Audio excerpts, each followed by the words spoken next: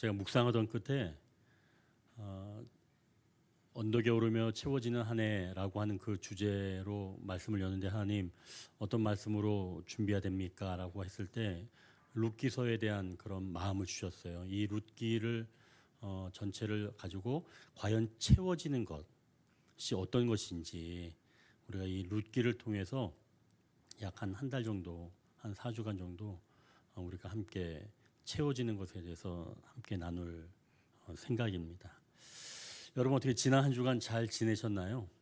저도 하나님의 은혜와 우리 성도님들의 기도로 지난 한 주간 잘 쉬고 돌아왔습니다. 뭐 그렇다고 뭐 최상의 컨디션을 가지고 있었는가? 그거는 아니에요. 사실 제가 지난 월요일 저녁부터 이 치아에 통증이 있었습니다. 나이가 들면서 그 치아에 통증이 오면 겁이 나지 않나요? 뭐 저만 그런지 모르겠습니다만 굉장히 겁이 났습니다. 뭐에 겁이 났냐면 비용 때문에. 치과 치료가 그렇잖아요. 비용 때문에 좀 겁이 나죠. 또 하나는 내가 설교를 못하는 거 아닌가 하는 그런 생각이 들었습니다. 그렇게 이제 월요일 저녁부터 통증이 시작을 했는데 화요일 날 되니까 더 아픈 거예요. 그래서 안 되겠다. 그래서 치과를 예약을 해야 되겠다 하고 이제 치과를 예약을 해서 그 다음날 가기로 했는데, 수요일 날 아침에 일어나니까 통증이 좀 줄어든 거예요. 그래도 예약은 했으니까 가야 되겠다 하서 이제 갔죠. 가서 이제 치과 선생님이 확인을 해 보시더니 치아가 이쪽에 두 개가 흔들린다는 거예요. 그리고 파여 있는데 그쪽에 이제 좀 땜질을 하고 뭐 그렇게 하면서 이야기하기를 아직은 좀 그래도 쓸만한 겁니다. 이렇게 이야기를 하는 거예요. 그래서 간단한 치료를 받고 나와서 안심이 되기도 했지만, 한편으로는 나이가 들어가면서 이제 육체가 조금씩 연약해져 가는구나, 그런 마음이 들면서 마음이 좀 무거워졌습니다.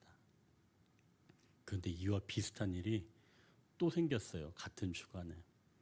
제가 타고 다니는 차가 한 6, 70km 달리다가 50km 정도 시속이 떨어지면 그때 차가 우웅 하고 좀 떨림이 있는 거예요. 근데 그 처음에 차를 가져올 때도 약간 미세한 그런 게 있었는데 전에보다는 조금 더 심해졌다고 이렇게 느껴졌습니다. 그래서 제가 아는 공업사에 들어가게 됐어요. 이제 들어가기 전에 기도했죠. 하나님, 이것으로 인해서 비용이 많이 발생하지 않기를 원합니다. 이제 이렇게 기도를 하고 이제 그 전문가한테 딱 맡겼어요.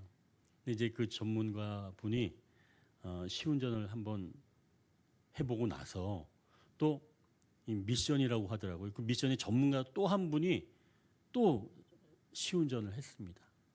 두 분이 이제 시운전을 한 거잖아요. 전문가 분이 다 돌아와서 저한테 이야기하기를, 목사님, 이 차는 고칠 필요가 없을 것 같아요. 그렇게 얘기하는 거예요. 이 차가 좀 나이가 들었어요. 그래서 소리가 조금 날 수 있는데 이제는 그렇다 생각하시고 좀 조심하게 타면 되겠습니다. 이렇게 이야기를 하는 거예요. 두 가지 일이 있었지만 이것은 한 가지 일이라고 볼 수 있는 거죠. 제가 치과에서 경험했던 것, 그리고 자동차 소리 때문에 공업사에서 들어가서 겪었던 이 일들이 모두 한 가지 일이었던 겁니다. 즉 환경에 반응하는 육체의 소리를 듣게 된다면 사람은 두려워한다는 거죠. 오늘 본문에서도 육체의 소리를 듣고 반응하는 사람이 있습니다. 1절, 2절을 다시 한번 보십시오. 제가 1절 읽겠습니다.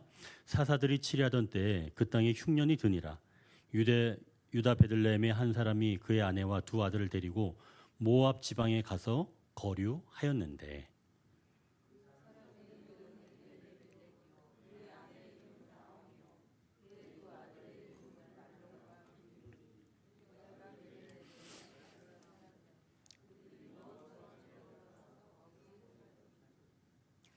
이 구약에서의 그 이름, 그 이름의 뜻은 굉장히 중요한 단서가 된다고 제가 몇 번 말씀을 드렸죠. 베들레헴 지역에 지금 흉년이 들자 아내와 두 아들을 데리고 모압에 거류하게 된 사람, 이 사람의 이름이 뭐라 그래요? 엘리멜렉이라고 말씀합니다. 엘리멜렉, 하나님은 왕이시다라고 하는 이름의 뜻이에요.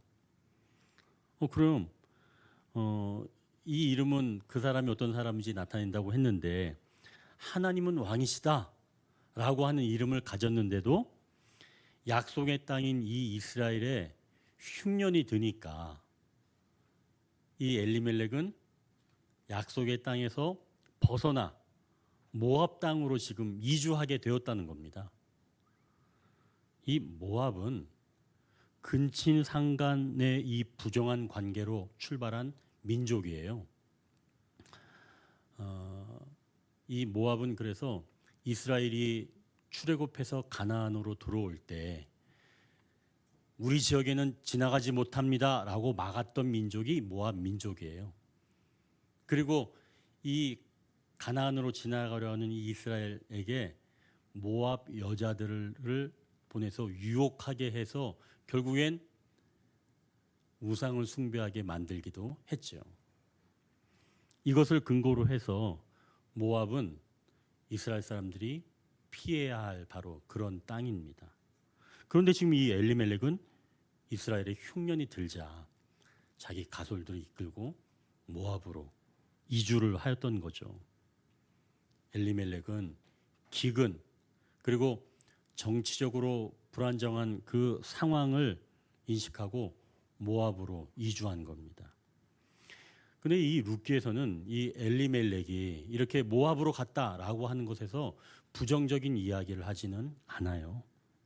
그러니까 잘못된 결정이라고 말하지는 않는 겁니다. 다만 이러한 결정의 배경은 그의 육체적인 본성에 의한다라고 하는 것만 살짝 엿보이는 거죠. 그래서 우리의 이 육체는 상황을 보고 두려워하여 육체가 느끼는 대로 결정한다는 겁니다. 그러니까 육체는 불안한 환경을 볼 때 두려워한다는 거죠. 근데 3절, 5절을 보니까 이 모압으로 이주한 이 가정에 더 큰 아픔이 찾아오게 된 거예요.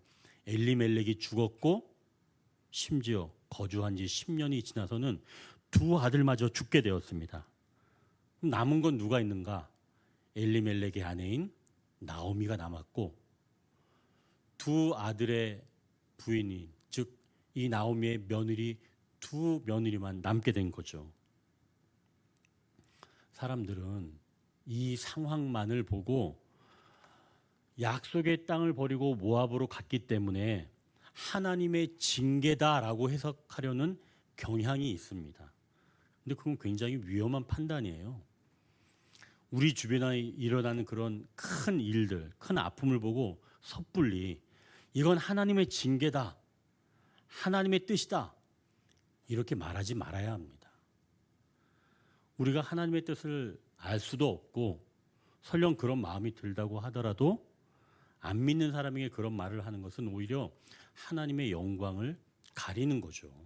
그러니 제발 무슨 좀 국가적으로 어려운 일 있을 때 이건 하나님의 뜻입니다라고 하는 그런 어리석은 이야기들을 제발 좀 안 했으면 좋겠어요. 목회자들 얘기하는 겁니다.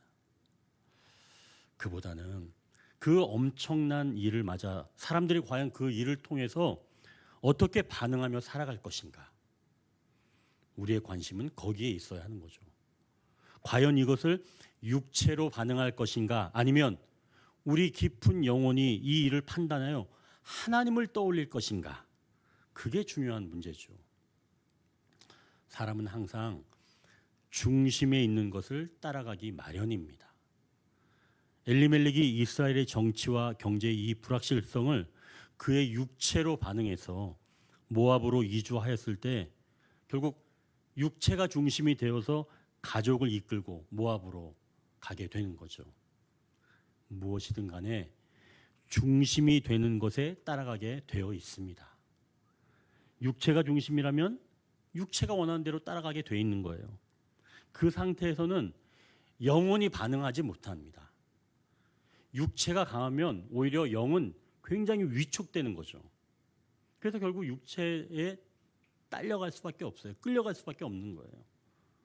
반면 영이 중심이라면 영의 결정을 따라가는 거죠. 사람은 중심에 있는 것들을 따라가게 되어 있습니다. 그러니 무엇이 중심에 있는지 그 중심에서 나오는 소리를 듣고 움직이며 살아가야 한다는 것이죠. 하나님은 왕이시다 라는 그런 귀한 이름을 가진 엘리멜렉이었지만 육체를 중심에 두고 살아갔기에 베들레헴을 벗어나 모압으로 이주하게 되었고 그의 가족 모두를 데리고 간 것입니다. 그런데 엘리멜렉이 죽고 두 아들도 죽는 이런 큰 일이 일어난 거예요. 이제 남아있는 이 엘리멜렉의 아내 나오미는 육체로 반응할까요? 아니면 무엇으로 반응할까요? 이제 두 번째 단락입니다. 영혼의 소리에 반응하며 돌이키는 사람이 있습니다. 우리가 6절을 같이 읽겠습니다. 그 여인이 모압 지방에서 여호와께서 자기 백성을 돌보시사 그들에게 양식을 주셨다 함을 듣고 이에 두 며느리와 함께 일어나 모압 지방에서 돌아오려 하여. 이 나오미의 이름은 기쁨이라는 뜻입니다. 나오미는 남편을 따라 모압에 왔는데 기쁨은 사라지고 괴로움만 남게 되었죠. 베들레헴을 떠날 때는 아마도 사람들이 부러워했거나 시기하는 사람도 있었을 것입니다. 사사시대의 어두운 상황에서 그곳에서 벗어나는 그 용기 있는 행동을 보고 아마 부러워했던 사람도 있었을 거예요. 또 약속의 땅을 저버리고 가는데 너희들이 얼마나 잘 사는가 내가 두고 보겠다라고 하는 사람도 있었겠죠. 또 모압에 와서는 모압 사람들이 이스라엘에서 부유한 사람들이 왔네 라고 호기심 어린 시선으로 보는 사람도 모압에서는 있었을 것입니다.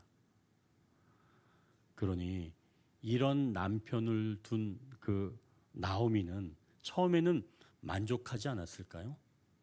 그런데 어떤 이유인지 모르지만 남편이 죽자 아마 나오미는 굉장히 혼란스러웠을 겁니다. 사람들이 뭐라 하든 남편만을 의지해서 지금 이방 땅까지 왔는데 남편이 알 수 없는 이유로 먼저 죽게 되고 또 두 아들까지 이제는 홀로 남게 되니까 두려워진 거죠.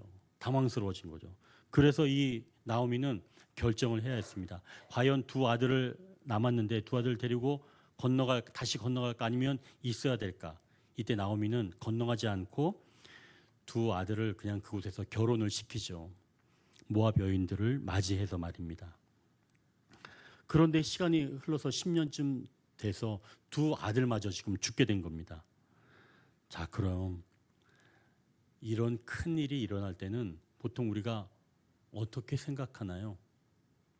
도대체 왜 이 일이 일어났을까?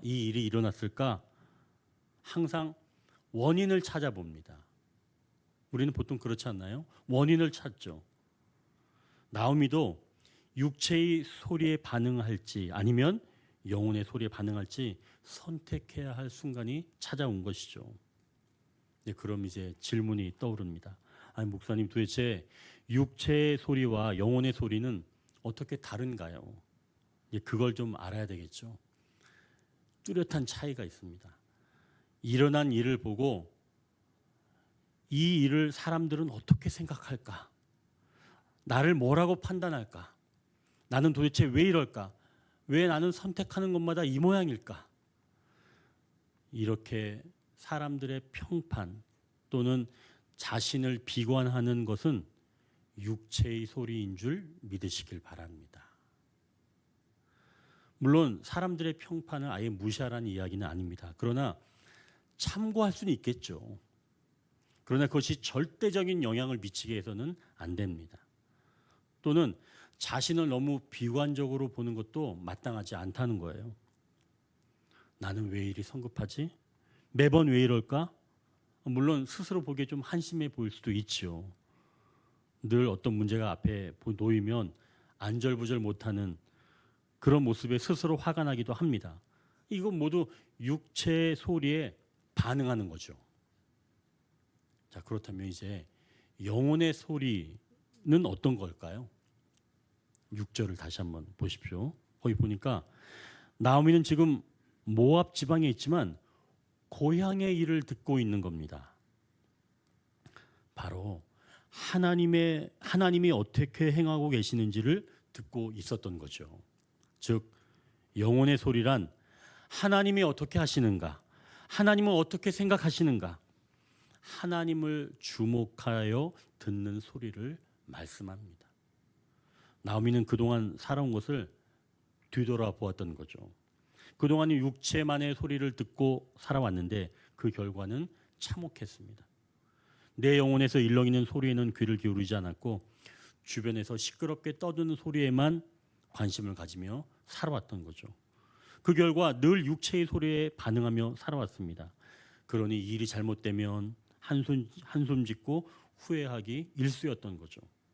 만족도 없었고 늘 불안했던 겁니다. 육체 중심의 삶은 환경의 영향을 받으며 전전긍긍하면서 살아가는 겁니다. 무슨 일이 없으면 무슨 일이 생기지 않을까 걱정하고, 무슨 일이 생기면 또 생겨서 두려워하는 것, 이게 바로 육체의 삶입니다. 그럼 영혼의 소리를 들으며 살아갈 때는 어떤 차이점이 있을까요? 제가 모두에 말씀드렸던 것처럼 이 치아 통증으로 괴로울 때 제가 문득 이런 생각이 떠올랐습니다. 그동안 내가 건강하게 살아왔을 때 더 많은 시간 하나님께 집중할 수 있지 않았을까? 그때는 건강한 것이 기본인 줄 알았는데, 그래서 별 감사의 마음도 없이 살아왔는데 지금 생각해 보니까 그때가 참 좋았던 때구나, 건강할 때. 그런 마음이 들었습니다.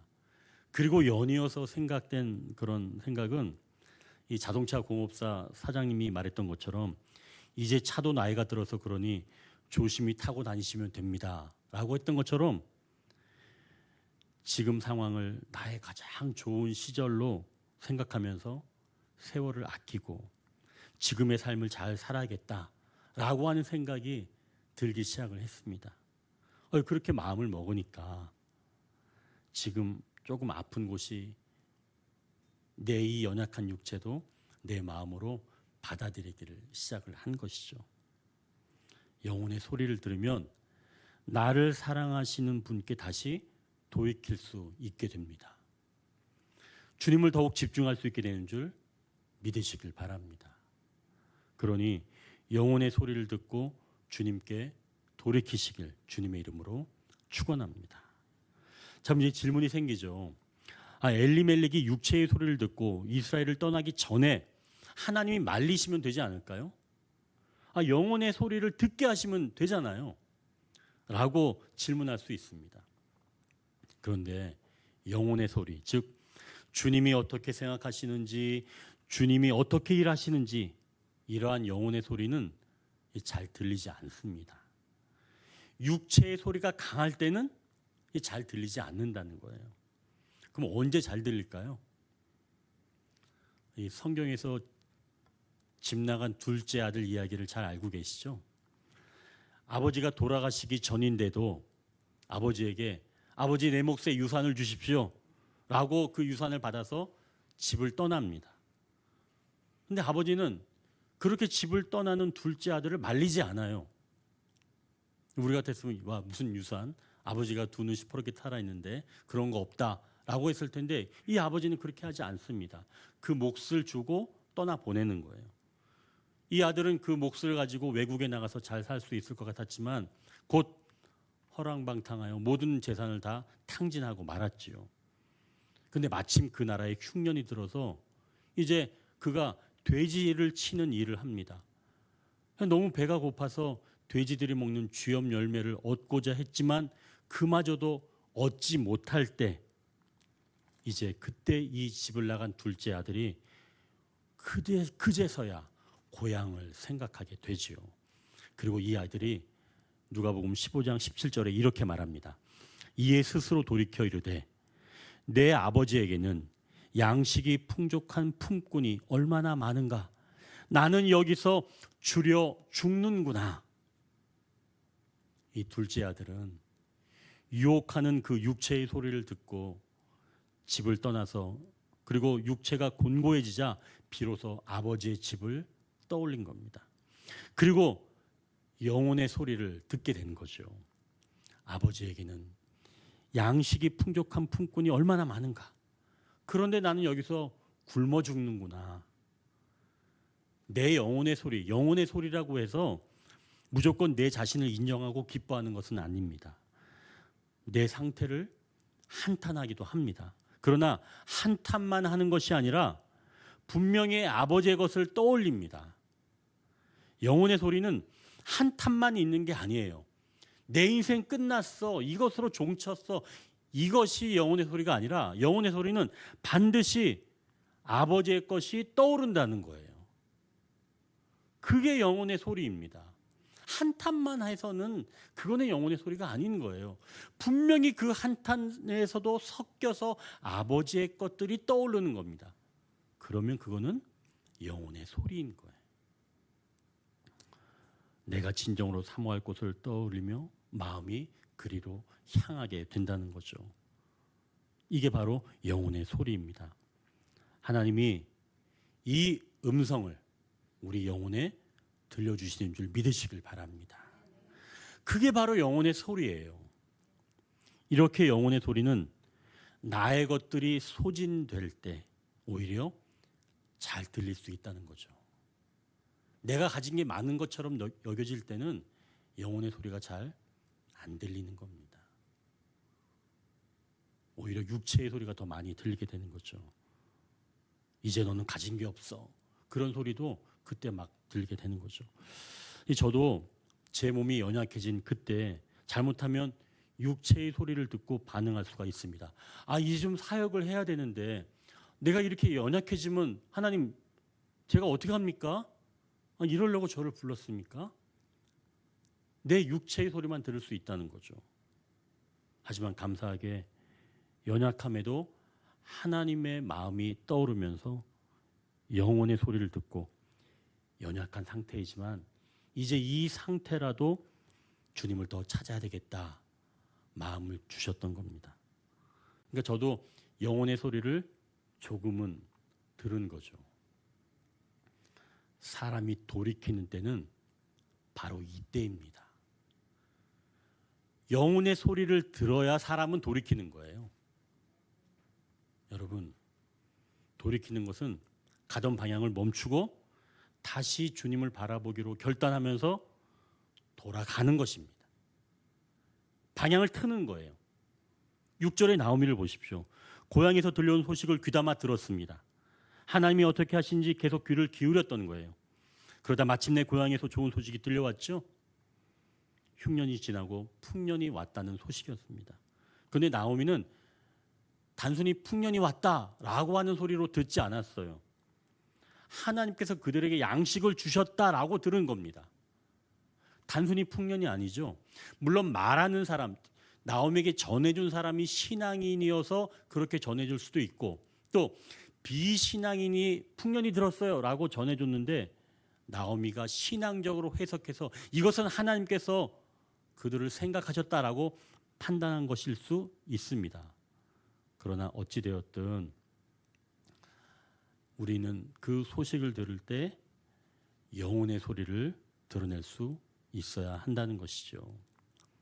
여기서 중요한 것, 그건 바로 그 소리를 하나님이 하셨음을 알고 내가 움직이려고 하는 원인을 삼을 때 바로 그것을 통해서 하나님은 일하기 시작하신다는 거예요. 그러니까 하나님이 들려주시는 그 영혼의 소리를 듣고 내가 그것을 움직이는 원인을 삼을 때 비로소 하나님은 그를 통해서 하나님의 일을 시작한다는 겁니다. 시작하신다는 거예요. 얼마나 감사한 일이에요. 영혼의 소리를 듣고 내가 반응하는 것. 그 사람을 통해서 일하시는 하나님. 그럼 나오미는 어떤 일을 했을까요? 하나님 과연 나오미를 통해서 어떤 일을 하실까요? 6절 하반절을 다시 한번 보십시오. 이에 두 며느리와 함께 일어나 모압 지방에서 돌아오려 하여. 결국 나오미가 한 일은 돌이킨다는 거예요. 좀 전에도 말씀드렸던 것처럼 하나님이 일하신다는 소식을 듣고 돌이키는 것을 여러분 시시하게 생각하면 안 되는 겁니다. 돌이키는 것, 이것은 한 사람의 인생이 완전히 변화되기 시작한다는 거예요.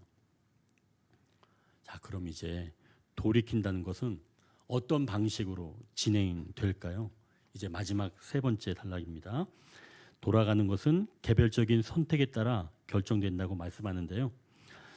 앞에 그 7절, 8절에서는 이 나오미가 베들레헴으로 발걸음을 옮기던 중에 갑자기 발걸음을 멈췄습니다. 그리고 두 며느리에게 이렇게 말하는 거예요. 7절, 8절을 한번 보십시오. 제가 7절 읽겠습니다. 있던 곳에서 나오고 두 며느리도 그와 함께하여 유다 땅으로 돌아오려고 길을 가다가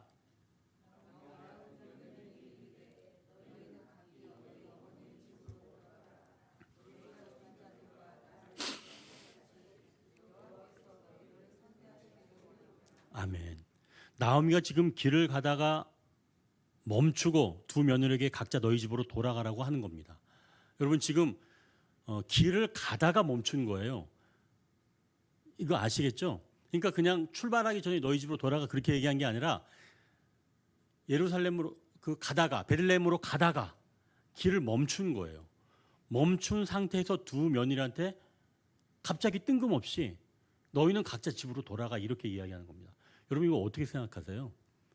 이 나오미가 왜 이렇게 했을까요? 아니 미리 그냥 돌아가라고 하든지 하지 왜 길을 가다가 다시 멈춰서 돌아가라 이렇게 이야기를 했을까요? 뭐 한 두 가지 이유가 있겠죠. 거기 가서 세 명의 과부가 살아낼 수 있겠어요? 만만치 않겠죠. 그런 부담감에서 돌아가라고 했을 수도 있었겠죠. 또 한 가지는 남편 없이 사는 것보다 너희 친정에 돌아가서 남편을 두고 시집가서 잘 살아라. 문득 떠올릴 수도 있었을 겁니다. 이 두 가지 이유가 모두 이유가 될 만하죠. 그러나 나오미가 걸음을 멈추고 돌아가라고 한 것은 나오미가 갑자기 생각한 거 있지만 이걸 영적인 의미로 보는 것도 굉장히 중요합니다. 돌이키고 돌아간다는 것 이것은 개별적인 선택에 따라 결정되어야 한다는 말씀이에요. 예전에 나오미가 모압으로 올 때 나오미가 어떤 선택을 했었어요? 아니에요. 그때는 남편 엘리멜렉의 판단에 의해서 다 한꺼번에 그냥 온 거죠. 자기의 어떤 선택이 없었습니다.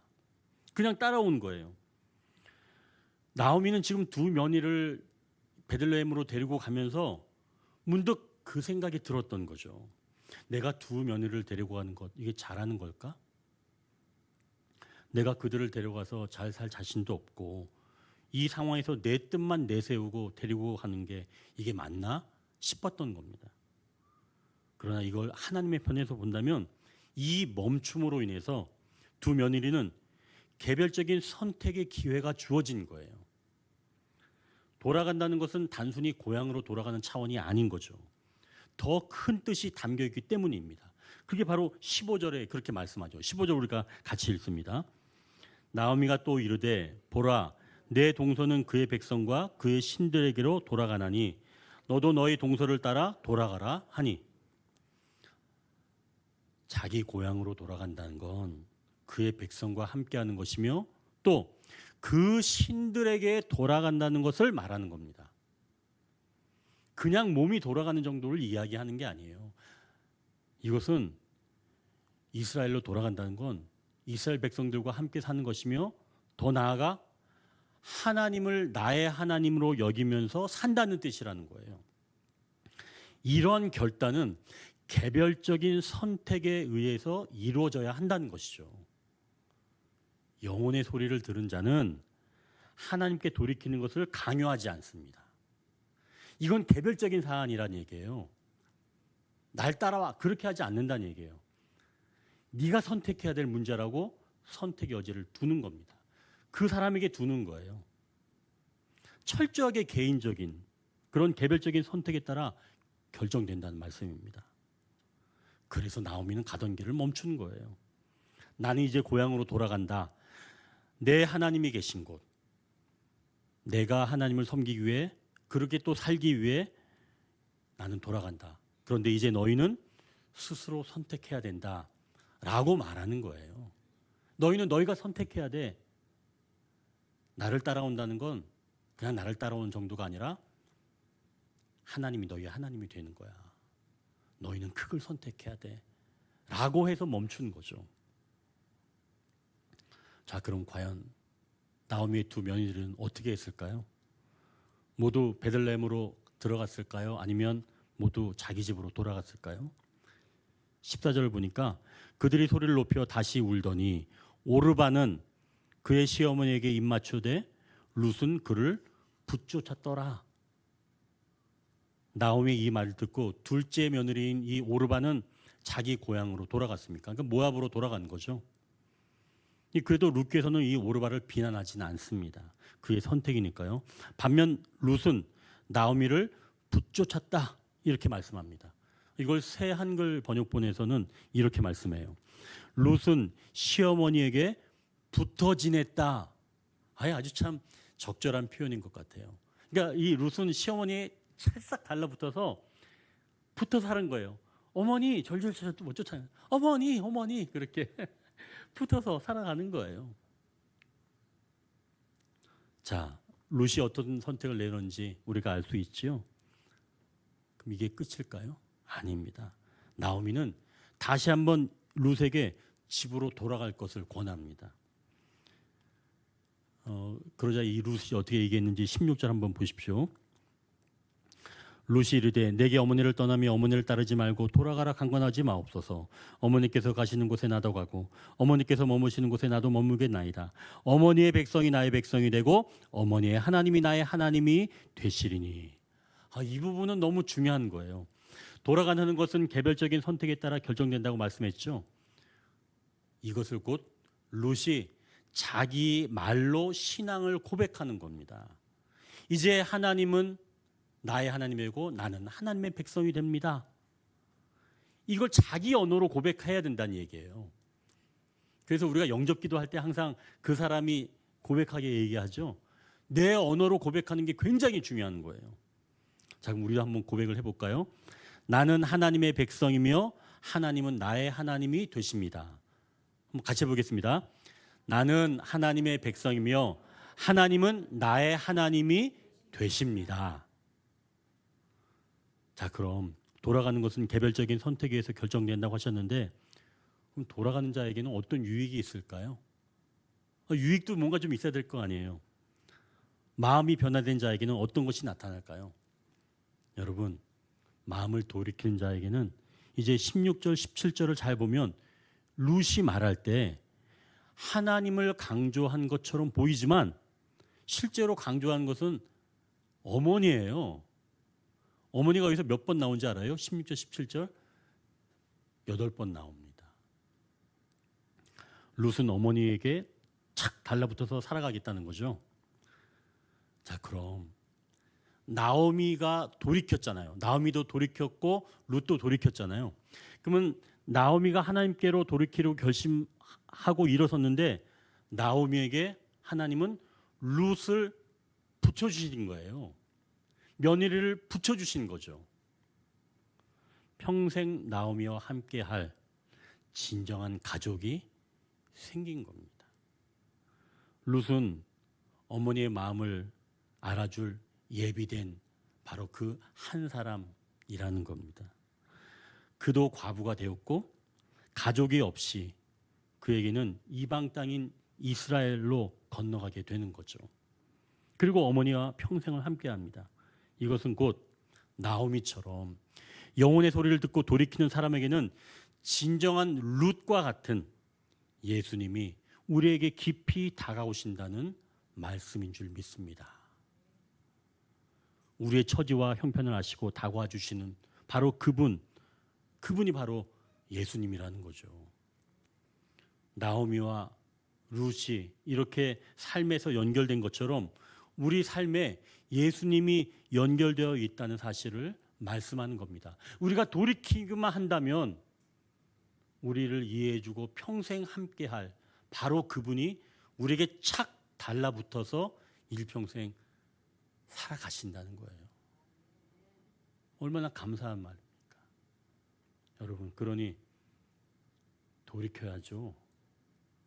가던 방향에서 돌이켜야 합니다. 그럴 때는 하나님께서 우리에게 달라붙어 주신 줄 믿습니다. 하나님은 돌이킨 사람들과 함께 하시면서 새로운 가족 공동체를 만들어 가시는 거예요. 우리 공동체도, 우리 언덕의 공동체도 영혼의 소리를 듣고 올라오신 줄 믿습니다.